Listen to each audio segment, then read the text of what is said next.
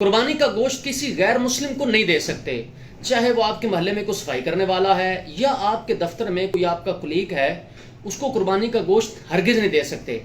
एक बात हमेशा याद रखें, जितने भी हमारे मजहबी मामलात हैं, मजहबी रसूमात हैं, उसमें किसी भी गैर मुस्लिम को इन्वॉल्व नहीं करना चाहिए, बिल्कुल इन्वॉल्व नहीं करना चाहिए। बहुत बसा औक़ात ऐसा होता है कि उनका कोई रस्मी मामला होता है तो हमारे जो ऑफिसर हजरात हैं या हमारे जो स्टाफ के लोग होते हैं तो बाज़ औक़ात उसमें शामिल हो जाते हैं।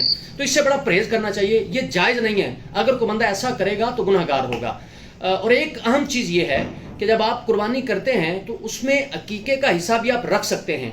एक बड़ी अहम सहूलत मैं आपको बयान करने जा रहा हूँ। इसका ताल्लुक कुर्बानी के साथ कुछ है, लेकिन ज़्यादा इसका ताल्लुक अकीके के साथ है कि अकीके के अंदर अगर आप अपने किसी बेटे बेटी की शादी के मौका पर आप एक जानवर अकीके में कर रहे हैं और आप उसको वलीमे में भी इस्तेमाल करना चाहते हैं, तो आपका अकीका भी हो जाएगा और वलीमा भी हो जाएगा।